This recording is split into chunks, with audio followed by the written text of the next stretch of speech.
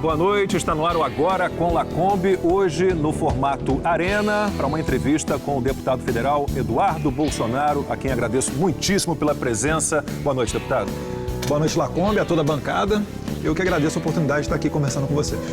E para essa entrevista com o deputado federal Eduardo Bolsonaro, estão aqui comigo na bancada Cristina Grêmel, da Gazeta do Povo e da Jovem Pan. Boa noite, Cris. Boa noite. Christian Costa, da revista Oeste. Boa noite, Christian. Boa noite, Lacombe. E o empresário e comentarista da TV Gazeta, Tomé Abduch. Tomé, boa noite. Obrigado pela presença. Boa noite, prazer é meu. Deputado, vamos lá começar a nossa conversa. Vivemos tempos estranhos, né? Prisão de um jornalista, prisão de um deputado federal, prisão do presidente nacional de um partido, né? Como é que o senhor definiria este momento que estamos vivendo, que estamos enfrentando? Esse parece ser o mundo imaginado por aqueles que criticavam Bolsonaro antes de assumir a presidência em 2018, dizendo que se Jair Bolsonaro fosse eleito, ele seria o ditador. Jair Bolsonaro não fechou nenhum comércio, não mandou prender ninguém, não deu golpe, e a gente está vendo aqui as nossas liberdades indo por água abaixo. Parece que não existe mais o artigo 5º da Constituição, que é rasgado justamente por aqueles que juraram proteger a nossa Constituição.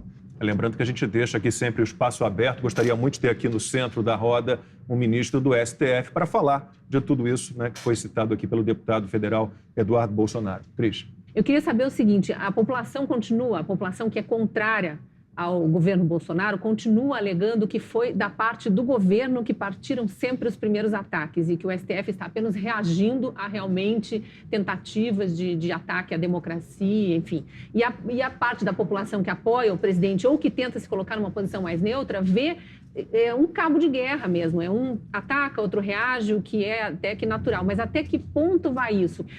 Aonde mais se pode ir? A gente sabe que o presidente Bolsonaro agora entrou com um pedido de impeachment dos ministros Alexandre de Moraes e Luiz Roberto Barroso lá no Senado, que seria a instância revisora. O senhor acredita que possa caminhar, que possa ser colocado em votação? Olha, Cristina, eu não tenho uma resposta para essa pergunta. O que eu consigo perceber é que apenas o presidente tem agido, nas suas próprias palavras, das 4 linhas da Constituição. E um processo de impeachment de ministro do STF, em que pese ser inédito, ele é totalmente factível, ele está na nossa lei. Esse é o remédio para aqueles que fazem abuso de autoridade, que é o que tem ocorrido, né? Imaginem só, o presidente Jair Bolsonaro, logo ele que não tem nada de corrupção contra ele, não roubou, nada disso, está sendo investigado agora. Já teve alguma vez na história outro presidente que foi investigado, abriu-se um inquérito contra um presidente, ainda mais por fake news, que nem definição em lei tem.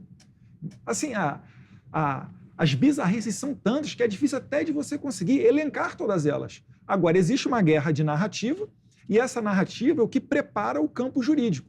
Então, sempre tentam dizer que o presidente é ditador para tentar colocar alguma medida dentro do STF ou alguma medida de impeachment dentro do Congresso em que se justificasse o impeachment do Jair Bolsonaro. Só que, na verdade, o Jair Bolsonaro é que tem sofrido com a não possibilidade de nomeação do delegado Alexandre Ramagem, lá para diretor-geral da Polícia Federal. Lembrando que é uma prerrogativa presidencial a indicação do diretor-geral da Polícia Federal. Agora, o presidente, quando fala do relatório do inquérito da Polícia Federal, que até então era sigiloso, que veio à tona, né? Aquele que fala que o hacker, que o próprio TSE admite que teve um hacker em seus sistemas de abril a novembro, o presidente vira alvo de investigação.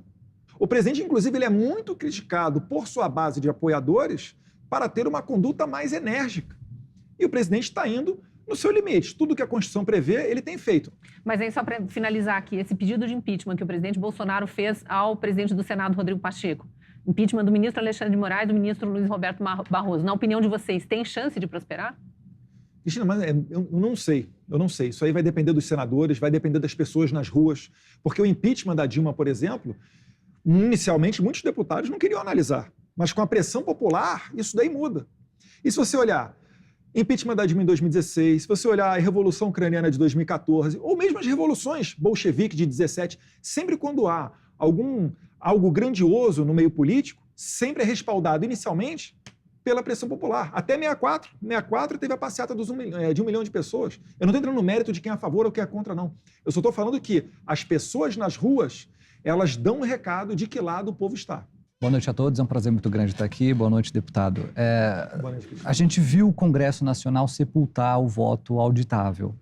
E antes disso houve uma uma posição muito forte por parte tanto do Poder Judiciário quanto do próprio Parlamento ali contra essa medida. O que o senhor atribui a essa resistência da elite política, sobretudo do Judiciário, ao voto auditável? Toda eleição a gente tem pessoas reclamando. Tem vídeo circulando, pessoas apertando o 1 em 2018 e diretamente aparecendo a foto do Haddad, número 13. E o engraçado é que o oposto nunca ocorre, né? Você nunca apertava o 1 e ia direto para o 17 a foto do Bolsonaro. Você não teve nenhuma reclamação nesse sentido. E qual é o problema de ter o voto auditável? Parece que as pessoas tentam os argumentos mais esdrúxulos, falam que vai emperrar a impressora. Esse foi o motivo em 2018, quando o STF declarou o voto impresso inconstitucional, né? Que a impressora poderia travar e você, chamando o mesário para te ajudar, o mesário poderia ver em quem você votou. Mas calma lá, e se a tela da urna eletrônica travar também? Será que essa possibilidade não existe? Enfim, os argumentos são esdrúxulos. Então, o que me causa, não é estranheza, é a quase que certeza de que o procedimento é fraudado, é por conta dessa resistência. Porque dinheiro, o presidente falou que consegue. E o Congresso já deu outro exemplo, né? Passar o fundão de 2 para 6 bilhões é porque parece que dinheiro não está faltando. E para a nossa democracia, isso seria um troco de bala. 1 bilhão ou alguns poucos milhões dentro do orçamento do governo brasileiro daria para você bancar isso daí. Então não existe argumento para você não fazer isso. Só o Brasil, Botão e Bangladesh utilizam esse sistema tal qual o Brasil. As cortes constitucionais da Alemanha e da Índia declararam inconstitucional, não é a urna eletrônica em si, é inconstitucional você contar os votos dentro de uma salinha secreta. Desde 1996 houve um retrocesso. O retrocesso ocorreu em 96, quando foi retirado de nós o direito a acompanhar a contagem pública dos votos. O problema é jurídico, não é de tecnologia. O voto ele pode ser na pedra, não tem problema. Agora, eu quero ver quem está contando e se o voto está indo para a pessoa certa. Hoje em dia não tem mais quem denuncie, não tem mais testemunha. Por isso que acabaram as fraudes. Eles falam, né? Não tem fraude, ninguém nunca suspeitou, nunca teve denúncia. E nunca vai ter denúncia. Quem conta são eles, a não ser que um deles, por algum motivo, resolva denunciar. Como ocorreu com o hacker, né? Parece que, passada a eleição em outubro de 2018, em novembro de 2018, parece que alguém faltou acertar com o hacker a contrapartida do hacker. Por isso que ele foi na revista, na Tecmundo, e jogou tudo no ventilador. Até porque não tem como pegar ele, né? Ele deu o cambalacho da internet dele, parece que ele estava hospedado no Panamá, enfim. Ele fez o trabalho dele direitinho, sem deixar o rastro dele. Então, eu acho que, na minha opinião, Eduardo Bolsonaro, se é que eu ainda tenho imunidade parlamentar sobre opiniões, palavras e votos, o TSE, ele não permitiu a entrada do voto impresso com contagem pública porque eles querem fraudar as eleições do ano que vem.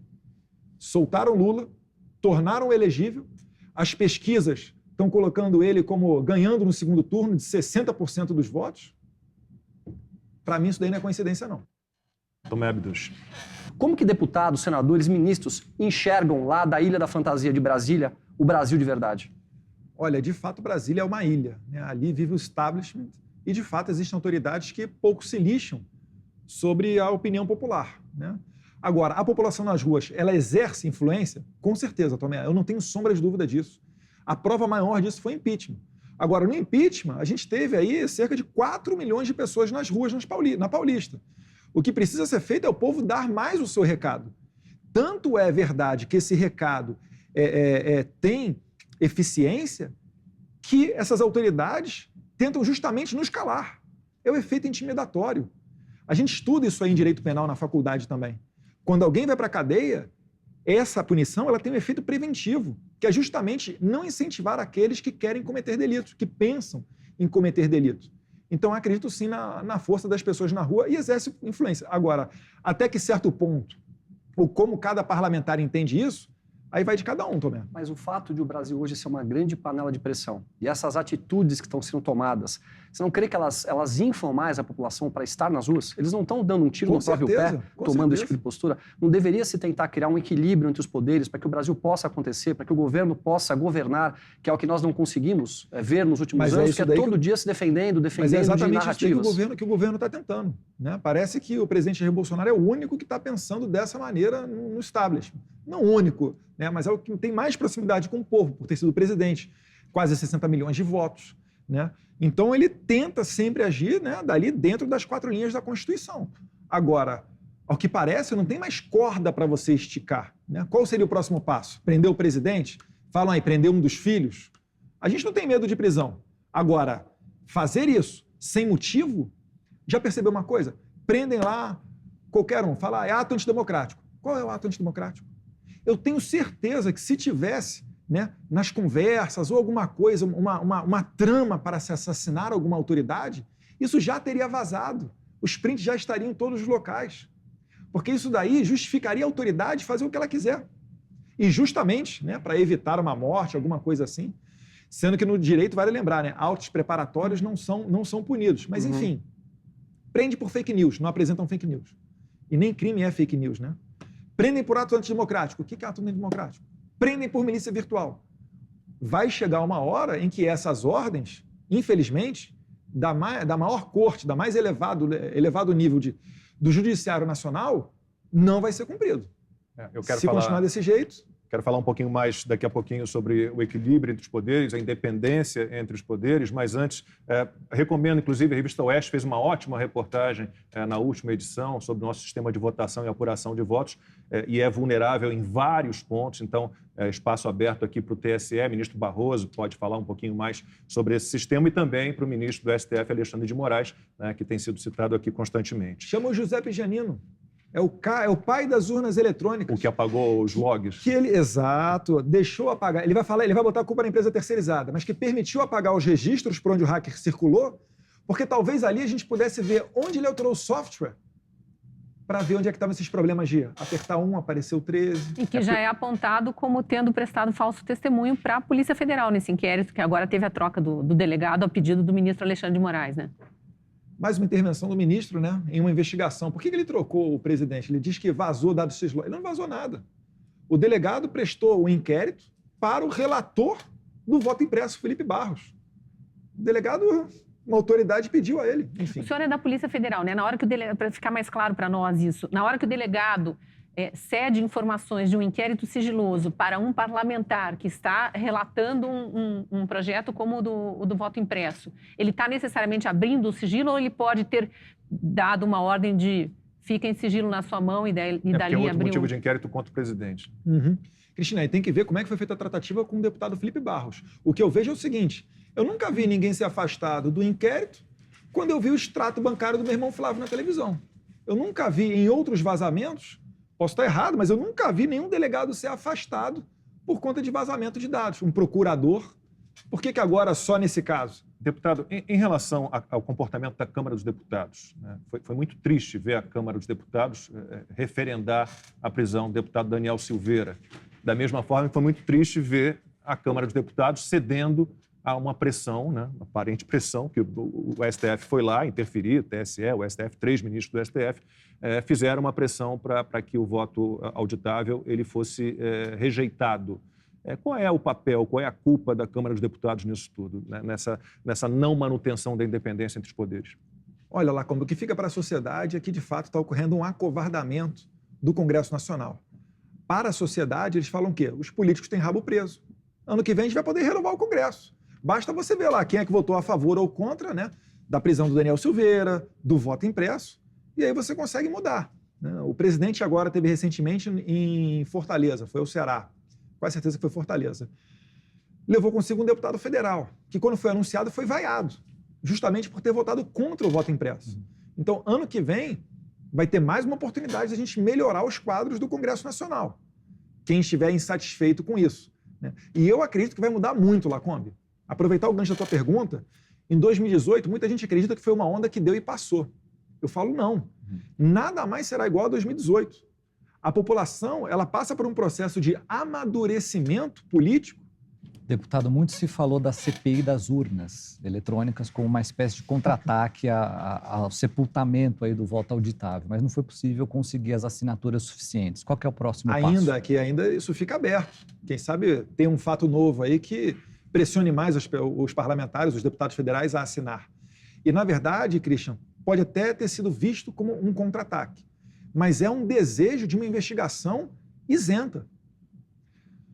A gente não encontrou, né, dentro do inquérito sigiloso do TSE, e isso depois de quase 3 anos, esgotados tudo aquilo que poderia ter sido feito, né? Chamar pessoas, inquirir, ouvir, pedir outras provas documentais e etc. A gente precisa ver e expor essa questão da urna eletrônica. Então a gente tem que abrir essa CPI. Eu continuo coletando assinaturas, a gente já conseguiu pouco mais de 60 assinaturas de parlamentares. Agora, se formos olhar a votação do voto impresso, ele teve mais de 200 votos. Então, se esses parlamentares assinarem a CPI que eu abri, nós teremos as 171 assinaturas necessárias. É isso que a gente deseja. Não uma retaliação. Não é para ir para cima do TSE. É para jogar luz sobre essa caixa preta que se chama urna eletrônica. Ponha-se que essa CPI acabe não prosperando. Tem um plano B, plano C? Olha, eu não sei aonde é que isso vai dar, mas eu sei o que não vai dar, né? Acabar com as liberdades achando que vão conseguir nos calar, acabar com o jornalismo nacional independente, isso daí é o que eu não vejo, né? Vai ganhar essa guerra quem resistir mais. Já parece, alguns deputados da esquerda já começam a ver até com certa naturalidade, falam em prisão, já estão torcendo pela prisão do Carlos Bolsonaro, estão torcendo por outras prisões, talvez a minha própria. Será que esse pessoal tem uma informação privilegiada? Será que eles já não estão construindo uma narrativa para tentar justificar uma prisão amanhã? Com certeza sim, né? O que menos tem de democrático, o que a menos a esquerda tem é democracia. Deputado, Rodrigo Pacheco, presidente do Senado. A bola agora não está na mão dele em relação a pautar o impeachment de alguns ministros do Supremo Tribunal Federal. A gente percebe que muitos senadores se sentem intimidados pelo Supremo Tribunal Federal porque muitas ações em cima desses tais senadores estão no Supremo Tribunal Federal. Então, o que parece é que um fica tentando fazer uma tal proteção aos outros. E o Rodrigo Pacheco, ele é um jurista. Presidiu a CCJ na Câmara quando foi deputado federal. Certamente ele sabe o que está acontecendo. Mas eu coloco muita fé que as pessoas nas ruas, elas exercem uma influência. Elas exercem uma intimidação, porque o parlamentar ele é um representante daquele pessoal. A gente tem que pressionar realmente para assinar a CPI do TSE, das urnas eletrônicas, para assinar a abertura do processo de impeachment. Como eu te falei, só de abrir o processo já seria um efeito sensacional. Deputado, mas enquanto ao foro privilegiado, porque a gente tem esse esquema, como o Tomé falou, de proteção mútua, né? Quer dizer, o STF vigia os senadores vigiam o STF, você não mexe comigo, eu não mexo com você, e a gente não vai a lugar nenhum, né? Então, como é que está esse projeto, afinal de contas? Por que não avança isso, o fim do foro privilegiado? Mas aí, não mexe um que não mexe com o outro. Mas os senadores representam uma parcela da população. E essa parcela está sendo atingida por esses desmandos do STF. Isso aí tem que ser esclarecido. Lacombe, não tem uma fórmula mágica. Mas o senhor não acha que melhoraria sem o foro privilegiado? Pelo menos livraria ali os senadores de serem julgados pelo STF apenas? Poderia cair em juízos de primeira instância, o STJ, como já defenderam? Nesse fato, com certeza sim. Agora, por exemplo, para mim, eu vou fazer o que os meus representantes quiserem. Se for para votar para o fim do foro privilegiado, assim eu farei. Agora, para mim, vai pipocar processo no Acre, processo em Pernambuco, processo no Rio Grande do Sul. Será que eu vou ter que nomear um procurador em cada local? Eu não tenho condição de fazer isso, até porque quando o processo é pessoal, eu não posso nem usar meu advogado, que é meu assessor, para me defender nas causas pessoais. Existe a ideia de serem julgados os parlamentares pelo STJ, por exemplo. Não seria uma solução? Já melhora, já é uma divisão maior de poderes, né? Já não são mais 11. E aí não fica somente o STF vigiando os parlamentares, os senadores vigiando o STF. Então já quebraria um pouco isso. Já seria. Muita gente fala também em colocar um mandato fixo, né, de pessoas para ministro do STF. Eu acho isso daí até uma pauta justa. Por exemplo, mandato fixo para ministro do STF. Eu só tenho receio de uma coisa, né? O Jair Bolsonaro ele entra no poder depois de décadas de domínio da esquerda. E a esquerda nomeou todos os ministros do STF que estão lá hoje, né? Principalmente ali os 8 últimos que vieram do governo Dilma e Lula. Se a partir de agora você colocar um mandato fixo, você está reduzindo o poder do presidente da República. O que eu quero dizer com isso? Eu quero dizer que nós temos que dar para o presidente Jair Bolsonaro a possibilidade de nomear ministros para o STF vitalícios. Quando essa balança se equilibrar, aí sim a gente pensa, né, nessa questão do mandato fixo, que seria votado através, provavelmente, de uma PEC dentro do Congresso Nacional. Deputado, ainda falando do senador Rodrigo Pacheco, ele hoje se coloca como uma oposição ao governo. Inclusive, né, alguns dizem que ele é um pré-candidato à presidência da República em 2022. Eu não vi isso dele. O que eu vejo? Eu vejo algumas pessoas, alguns veículos de imprensa, melhor dizendo, alimentando isso para tentar criar uma rixa ali entre o presidente Bolsonaro e o Rodrigo Pacheco. Né? Mas do Rodrigo Pacheco, eu nunca ouvi ele falando que pretende ser candidato à presidência da República. A gente percebe uma boa relação com o presidente da Câmara, com o Lira. Né? O Lira se comprometeu em pautar o que é importante para o Brasil, as reformas, e ele tem cumprido o que ele se comprometeu a fazer. Muitas pessoas tinham um pé atrás, né, em nomear alguém do Centrão para poder ser presidente de um tão importante cargo no Brasil. E a gente percebe que não se governa o Brasil sem o parlamento. O Brasil, apesar de um país presidencialista pela sua Constituição, ele se demonstra mais parlamentarista do que realmente decisões do próprio presidente. Agora, né? Porque antigamente era bem presidencialista, né? O presidente Lula, por exemplo, deixou até o Cesare Battisti aqui. É verdade. Mas voltando à sua pergunta, desculpa, Tomé. Qual é a relação que se espera entre o líder dos dois, o Lira e o Pacheco com o presidente da República? Qual que deveria ser a relação saudável entre eles? Eles não deveriam estar sempre juntos e unidos para as pautas importantes para o Brasil? Olha só, concordo, deveriam estar unidos e juntos nas pautas importantes do Brasil, com certeza. Agora, pela primeira vez, a República está funcionando com uma certa independência. Porque o que sempre existiu era o quê? O presidente comprava o Congresso Nacional, ou boa parte dos partidos, através de mensalão, petrolão, toma lá da cá e etc. Coisa que não existe mais. E agora, pela primeira vez, estão tendo uma liberdade maior, uma independência maior. E vão conversando. Né? O presidente conversando com os presidentes do Senado, da Câmara. Agora, nem sempre a gente vai ter sucesso. Algumas coisas sim, outras não. Isso daí é o normal da democracia. O que nós percebemos é que a população quer que a Constituição seja cumprida. Que Sim. Os poderes sejam respeitados, cada um dentro do seu quadrado, e que se faça o que é melhor para o Brasil. Vamos imaginar o voto auditável, como nós colocamos agora há pouco. Todos nós queremos o voto auditável. Isso é fato. A grande maioria do povo brasileiro não se sente confortável com a forma hoje como são. Na verdade, não são auditadas as nossas urnas. Se eventualmente a população escolher alguém de direita ou alguém de esquerda, acho que ninguém vai poder dizer nada contrário a isso. O que nós queremos é essa lisura. E a gente percebe que isso depende muito das decisões que eles tomam. E as decisões, a impressão que dá para a grande maioria da população é que são contrárias aos anseios da sociedade. Nós já estamos aqui discutindo há meses, na verdade há anos, a questão do voto auditável. Uma coisa tão simples, o ministro Paulo Guedes já disse que vai ter dinheiro para que isso aconteça. Isso fortalece a todos, não é uma pauta de direita ou de esquerda. Por que há tanto medo deles em fazer com que as nossas urnas sejam realmente mais seguras para todos? Inclusive, até se tiverem corretas todas as pesquisas que estão sendo colocadas aí, que o presidente Lula está em primeiro lugar, ele vai ser eleito no primeiro turno. Qual que é o seu sentimento em relação a essa objeção toda, esse medo todo que eles têm? É o que eu falo, quanto mais eles resistem com relação ao voto impresso auditável, maior é a nossa certeza que as urnas são fraudadas. Uhum.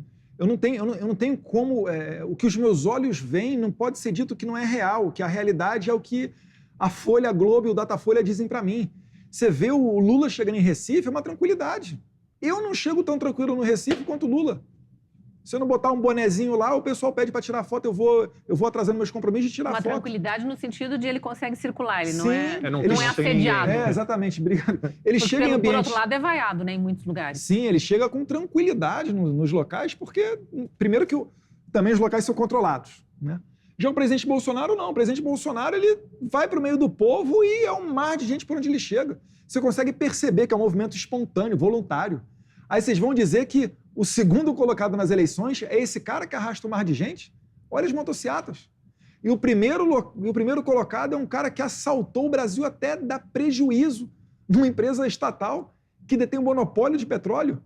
Agora, uma dúvida que eu sempre tive, por que não fazer alguma outra pesquisa de um outro órgão que possa realmente levar para a população uma certeza em relação ao que pode acontecer? A melhor pesquisa é a do povo. São sempre as duas, Datafolha e Ibope. São sempre elas. Olha, o Datafolha num país sério não estaria nem mais existindo. Né? Tamanho é o descrédito. O IBGE é a mesma maneira. Teve eleição em que eles erraram mais de metade dos resultados. O Ibope. Perdão, obrigado. O Ibope. Deputado. Rapidamente, então, espaço aberto ao TSE, ao STF, aos institutos de pesquisa aqui no programa sempre. Diga, Cristian. A gente está falando aqui de impeachment de ministros do Supremo, falamos aqui também do papel do presidente do Senado, Rodrigo Pacheco. Salientou-se aqui em algum momento o papel dele como jurista. Há uma série de pedidos de impeachment lá na mesa dele, inclusive de grandes juristas também, que também não vão para frente. E as chances dos processos do presidente Jair Bolsonaro prosseguirem são poucas. Há uma carta na manga do governo, caso não vá para frente? plano B. Christian, a carta na manga, se não tiver na manga, né, deixa de ser uma carta na manga. Eu tô fazendo uma brincadeira, mas pessoas que eu admiro muito. Churchill não tinha as respostas, né? Quando Londres estava sendo bombardeada pelos nazistas. É o que eu falo. A única saída que a gente tem é continuar resistindo. Deputado, eu gostaria de falar do embaixador chinês, seu amigo. Meu melhor amigo. Muito seu amigo. O senhor já teve algumas questões públicas com ele. Ele comemorou a prisão do Roberto Jefferson. Agora o governo chinês apoia o Talibã, né, que retomou o poder no Afeganistão. De que maneira o governo brasileiro deveria agir em relação a um diplomata que extrapola as suas funções como embaixador? Olha lá, como eu não falo pelo governo, né, mas o perfil deste embaixador foge muito ao perfil de embaixador, né? O embaixador ele quer fazer relações diplomáticas, ele quer aumentar o comércio entre os países. A atuação de um embaixador nunca foi entrar na política interna. Agora, existem tratados e convenções que, como a de Viena, que prevêem as hipóteses em que o embaixador pode ser expulso de um país, né? Inclusive, quando você xinga ou fere a honra do chefe de Estado no país que você serve, isso é um motivo. O embaixador, ele já deletou, mas ele chegou a retuitar no passado, quando nós tivemos o nosso primeiro afago, a questão de que a família do presidente seria o veneno do Brasil. Essa poderia ser a oportunidade para retirá-lo daqui. É uma questão delicada, porque aí vem alguém e diz, mas é o nosso maior parceiro comercial, por isso a gente tem que aceitar esse tipo de comportamento. O embaixador chinês também, espaço aberto aqui no Agora com Lacombe, espaço aberto para todo mundo. Vai ter que fazer mais 5 programas. Teremos pautas e entrevistados até 2026. Agora, a melhor definição dele é de um artigo que eu li do colega de vocês, do Leonardo Coutinho, chamado O Ano do Rato. Um grande se não me engano, até para a Gazeta, se não me engano. Acho que foi na Gazeta do Povo. Foi na Gazeta, em que ele demonstra o passado desse embaixador. Quem tiver oportunidade, vale a pena dar uma lida. Ele, com um artigo, que ele é um jornalista investigativo, ele demonstra o passado desse embaixador. O que ele fez na Argentina. E a China, normalmente, ela faz isso. O problema não é só aqui no Brasil que eu tive esse conflito com o embaixador chinês. Eu tive o conflito com ele quando eu comparei Chernobyl e a pandemia, porque nos dois casos foram casos que atingiram o mundo inteiro e os seus governos ditatoriais tentaram abafar. E quando eu fiz essa comparação, ele fez uma declaração formal, em tom de ameaça, em que ele chega até a falar, né, quem humilha o povo chinês, meteu o povo chinês no meio, né? Eu estou criticando a ditadura, não estou criticando o povo chinês. O povo chinês vai se vingar, a história mostra que quem pisa na China será pisado, alguma coisa assim. Só que o Vargas Llosa, que é o Nobel de Literatura peruano, fez a mesma crítica. E o embaixador da China no Peru foi para cima do Vargas Llosa. Na Suécia, quando o embaixador chinês estava extrapolando para cima da imprensa, o governo teve que chamar o embaixador chinês para uma conversa. Então, repare que Pequim manda ordem para os seus embaixadores no mundo inteiro para ter essa postura agressiva, porque sabem que colhem os resultados. Eles sabem que se ameaçarem aqui o nosso fazendeiro, isso pode virar problema para o Brasil. Agora, a gente tem que ter noção da nossa altura. Assim como a China pode tentar fazer alguma coisa com embargos a produtos brasileiros, eles também dependem da nossa soja para alimentar o boi, o porco dele, depende também da nossa produção agrícola para alimentar eles. E a África ainda não supre isso. Então, na verdade, é um jogo de ganha-ganha. Por que o senhor avalia que ele tem essa posição mais incisiva em relação ao governo brasileiro? Porque eles querem controlar tudo. A China, onde ela chega, ela quer controlar. Ela não aceita, né, qualquer tipo de crítica. O governo ditador é assim. Numa ditadura, você nunca critica o ditador.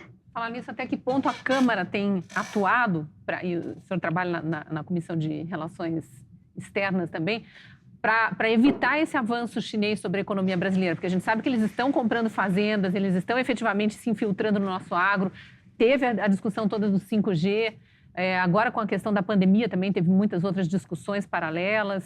É um tema complicado, Cristina, um tema complicado. Primeiro a gente tem que dar o primeiro passo, que é esclarecer o que está acontecendo. É pegar o fazendeiro e inserir ele nessa questão geopolítica.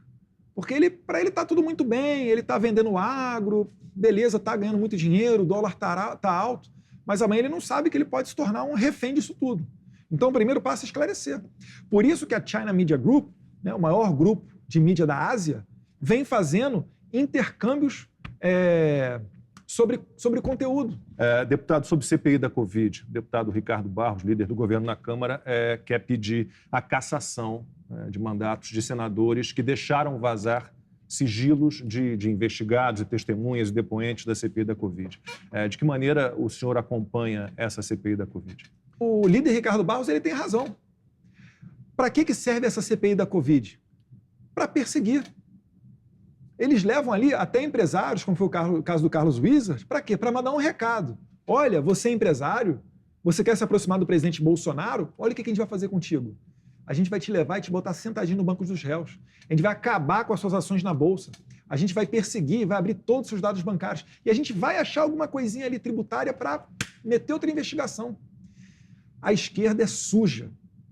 E ela faz isso de maneira perfeita, porque ela teve décadas no poder para aparelhar vários níveis do Estado. O que tem me chamado muito a atenção e que não se fala, não se pode, parece que é um problema falarmos disso, é o tratamento que pode ser feito para uma pessoa que tem Covid, né, que se vê diagnosticada com Covid, ou até mesmo algum tipo de tratamento preventivo antes da Covid. Não se fala nisso. As pessoas não permitem na grande mídia que se converse sobre isso. Eu tive Covid.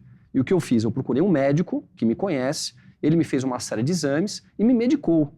E não estou dizendo quais são os tipos de medicamento. Os medicamentos foram específicos para mim, para o Tomé e para as eventuais enfermidades que eu poderia ter. E eu saí do Covid. Muita gente chama o presidente de genocida.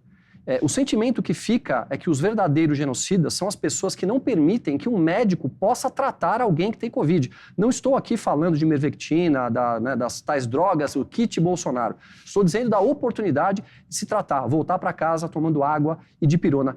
Essas pessoas não são os verdadeiros genocidas do nosso país? E como vai ficar mais para frente quando eventualmente descobrirem que essas drogas, quando forem trabalhadas por um médico, realmente pudessem ter salvado vidas? Tomé, você tem toda a razão.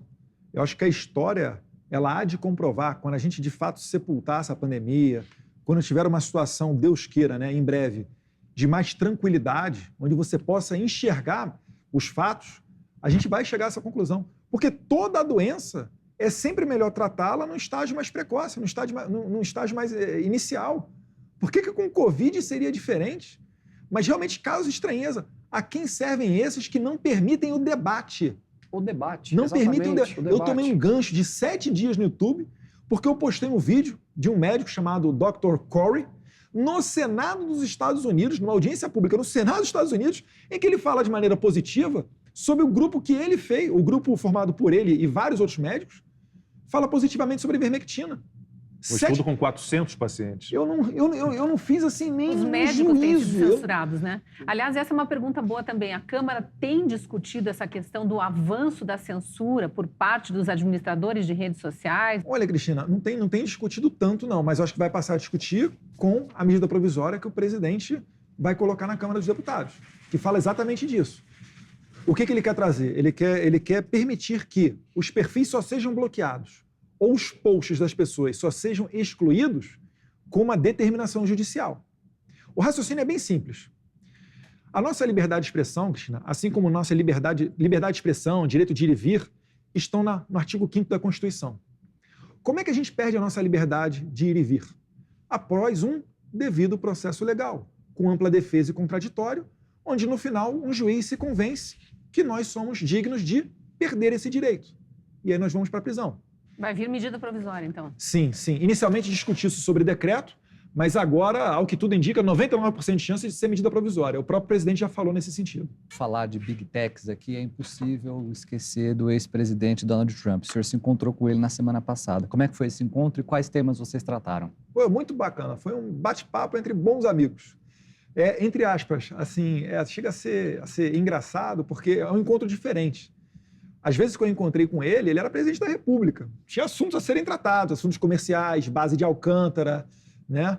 Questão de etanol, várias outras, né?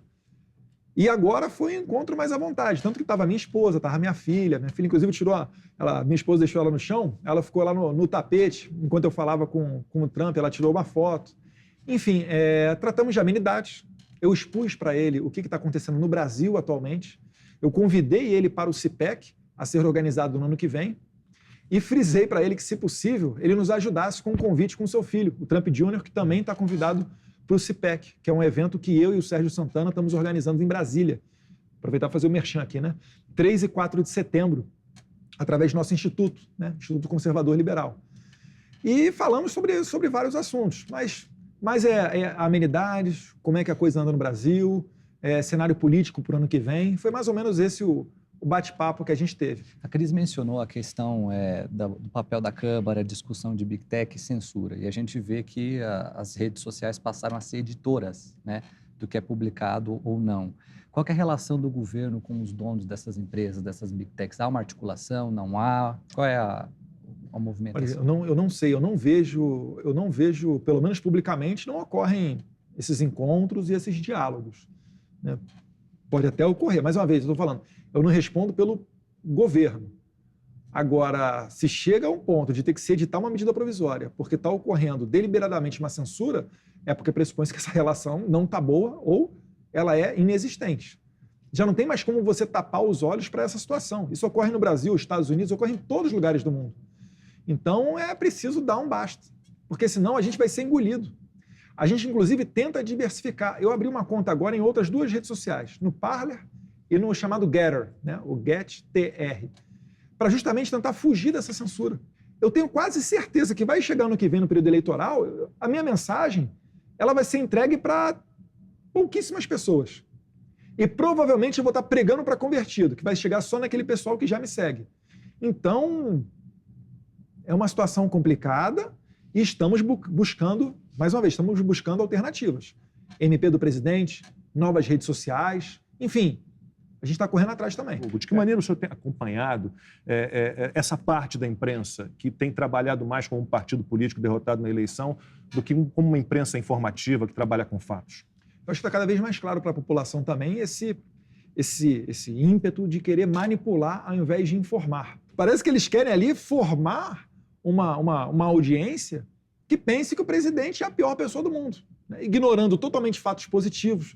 13º do Bolsa Família, aumento do Bolsa Família, água chegando no Ceará, acordo de Alcântara assinado depois de 20 anos e já aprovado meses depois no Congresso Nacional, a maior entrega de títulos de propriedade que o presidente já fez, está sendo o presidente Jair Bolsonaro agora.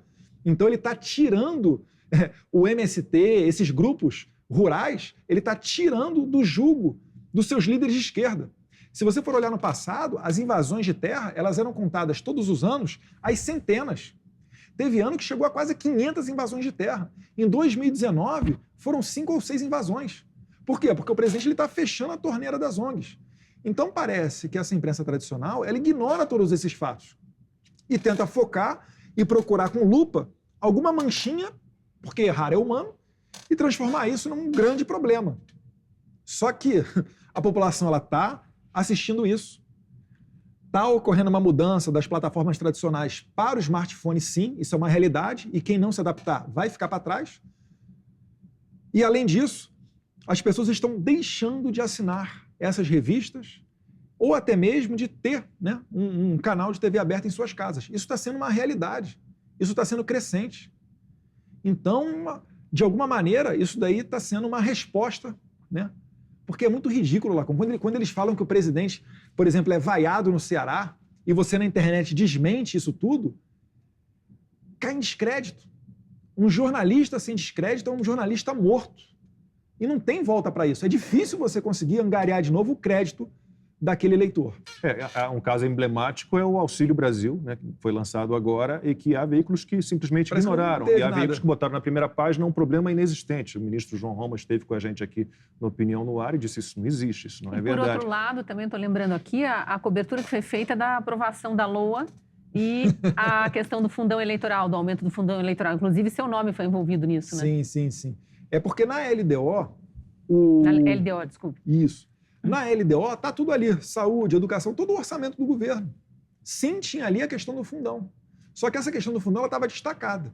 Quando nós esperávamos votar contrário, o presidente que estava presidindo naquele momento, né, o Marcelo lá do Amazonas, Marcelo Ramos... Vice-presidente da Câmara, né? Ele fez uma votação simbólica, quando ele deveria ter feito, ele tem poderes para de ofício fazer uma nominal.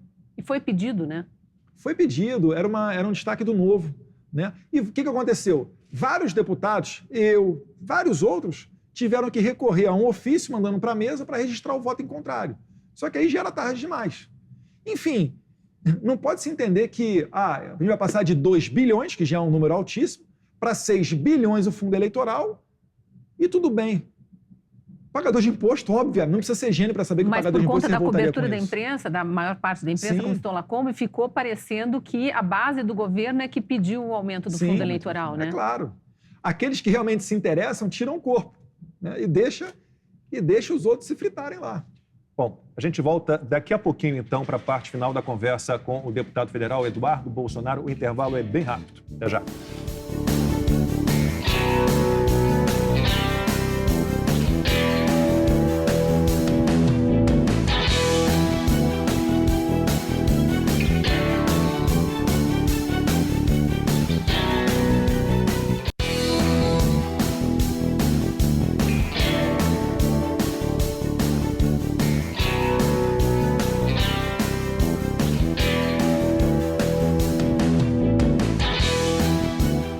O Agora com Lacombe no formato Arena está de volta, hoje conversando com o deputado federal Eduardo Bolsonaro. Deputado, ano que vem tem eleição, aliás, a gente está olhando muito à frente, isso atrapalha tanto, mas não tem como escapar desse assunto.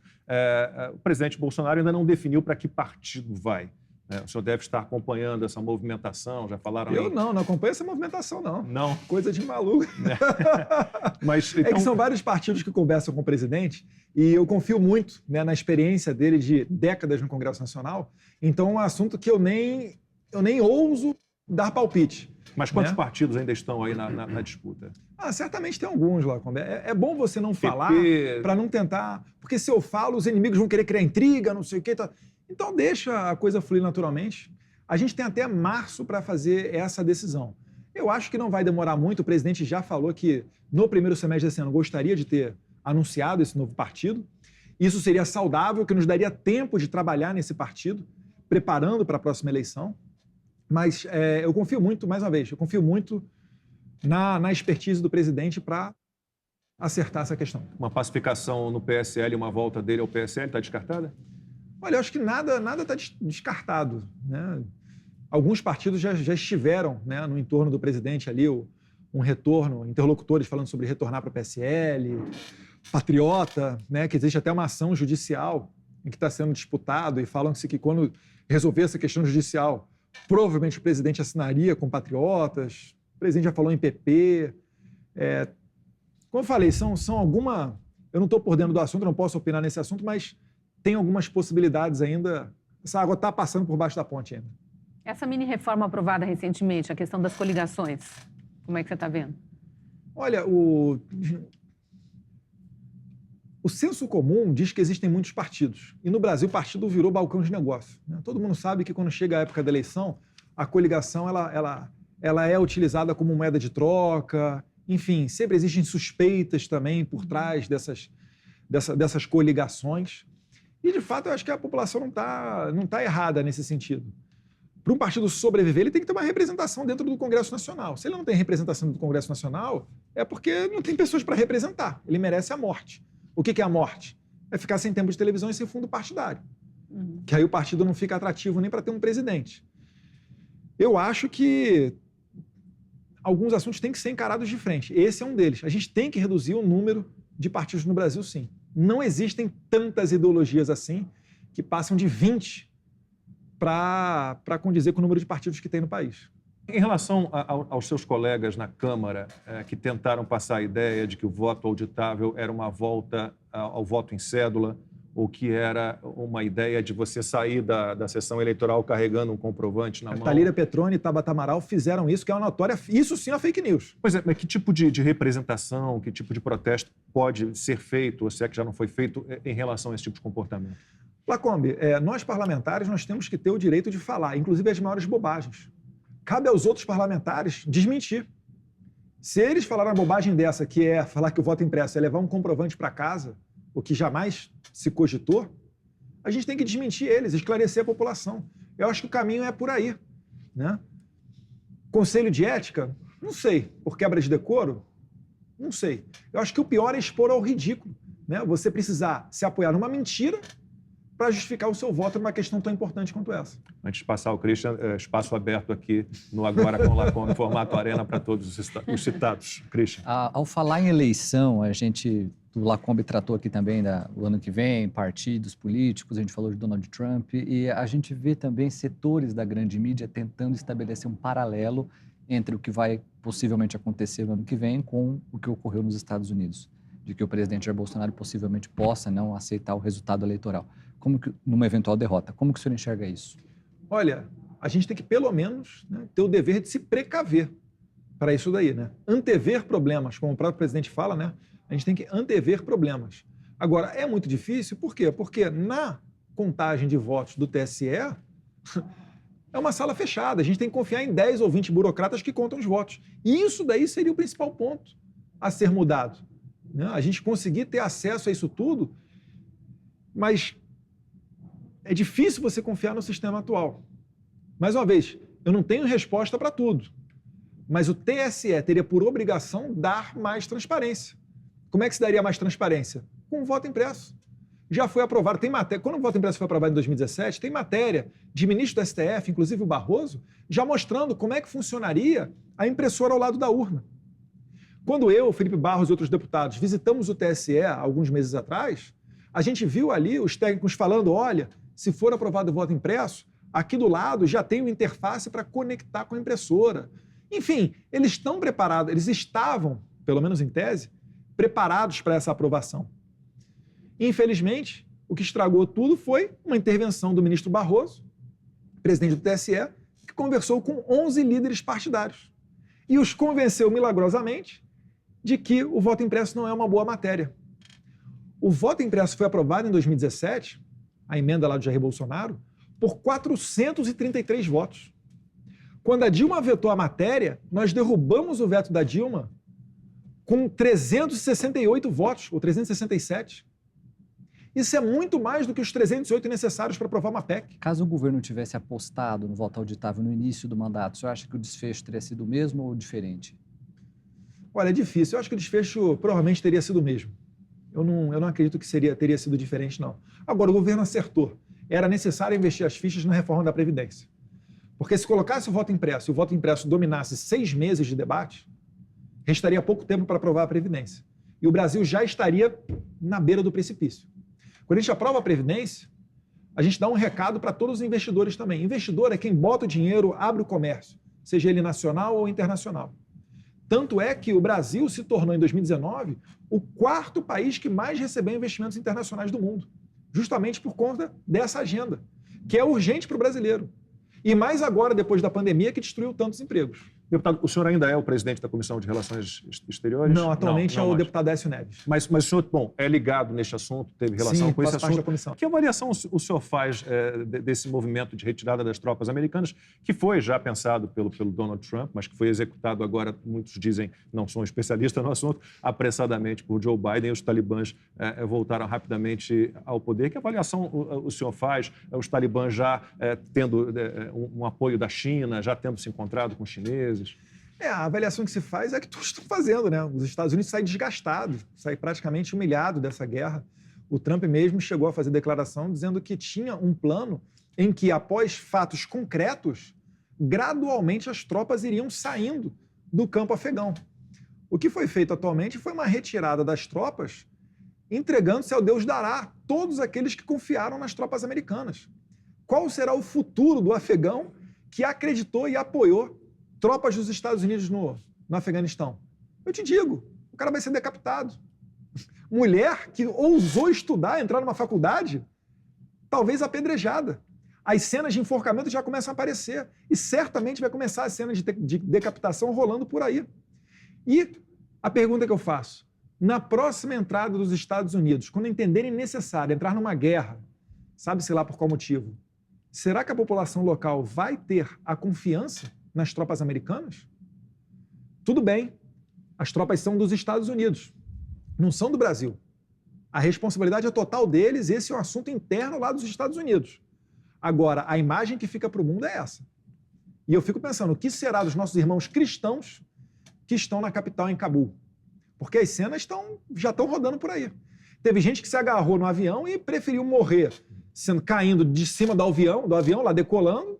Do que decolado. É. Triste. Bastante triste, né? Mas já que a gente entrou em questões internacionais, eu queria voltar em algo que o Tomé puxou aqui agora há pouco, que é a questão do tratamento para a Covid. O senhor esteve naquela visita a Israel quando estavam começando a pesquisar, ou começando a se falar do tal do spray nasal, que hoje é aprovado por muitos países. E aqui no Brasil ainda foi jogado no balaio das loucuras e tal, interditou-se o debate em relação a isso também. Como que avançou aquela negociação? Chegou a acompanhar? Essa negociação, quando a gente foi para lá, ele estava em estágio 1, né? Vamos dizer assim, a fase inicial. Até que esse produto venha a circular na sociedade, ele precisa passar da fase 3. O que nós conseguimos lá foi um compromisso para que tenhamos um intercâmbio e talvez um acesso privilegiado. Agora que os resultados aparecem, certamente o governo vai retornar essas tratativas com o governo de Israel para que nós tenhamos esse spray nasal chamado ExoCD24 aqui no Brasil. Mas essa viagem também serviu para firmar parcerias com o Instituto Weizmann, que já ganhou Nobel no campo da saúde, e com outros institutos, né? Que os nomes às vezes são um pouquinho complicados lá, né? Em hebraico. Mas o Brasil, ele tem um campo fértil também para se fazer pesquisa, porque a nossa sociedade ela é miscigenada. Aqui é índio com negro, com asiático, com europeu, e isso daí é atrativo para você fazer pesquisa. Então esse é o interesse maior de Israel, porque a população lá é muito pequena. Então fazer esse intercâmbio entre os cientistas e talvez até com transferência de tecnologia foi um dos objetivos, e nós assinamos acordos de cooperação nesse sentido. Talvez estejamos aí em breve com a possibilidade de trazer, né, o pessoal do IRILOV, ou até o próprio pessoal que desenvolveu o ExoCD24 para começar a fabricar aqui no Brasil ou importar preferencialmente para cá. Deputado. E não só o Brasil, República Tcheca, Grécia, vários outros países mandaram comitivas para Israel com esse propósito também. E aprovaram depois o uso em seus próprios países. Com certeza. Nosso tempo está chegando ao fim. Eu gostaria de terminar, porque o momento, como começamos o programa falando, é um momento complicado, né? Um momento estranho, mas eu gostaria de que o senhor tentasse, pelo menos, deixar uma mensagem como consideração final, uma mensagem otimista. Há um caminho realmente, a gente precisa manter aí a força, o empenho, a fé. Com certeza, Lacombe. Eu acredito que, mais uma vez, vai ganhar essa guerra quem resistir mais. Né? É óbvio que um futuro incerto, ele é temido pelas pessoas. Agora, o primeiro passo para dar errado é começar a desistir. Eu vejo o presidente Jair Bolsonaro firme e forte, eu vejo ele com apoio popular, e é esse apoio que vai dar base a ele mudar o Brasil, botar o Brasil que nós queremos, que é um Brasil que defende a família, um Brasil com acesso às armas de fogo para fazer legítima defesa, um Brasil que respeita as nossas crianças, que respeita os nossos militares, um Brasil que não reza a cartilha do politicamente correto e condena o policial por qualquer coisa. Enfim, as pautas que elegeram Bolsonaro presidente em 2018. Então, o que eu peço é só para não esmorecer. Deputado, muitíssimo obrigado pela sua participação agora com a Lacombe. Obrigado. Volte sempre. Obrigado. Boa noite. Tomé, Cristina, Christian, obrigado a vocês. Obrigado a você que nos acompanhou. Agora com Lacombe volta na semana que vem, na quinta-feira, às 11h30 da noite. Até lá, boa noite.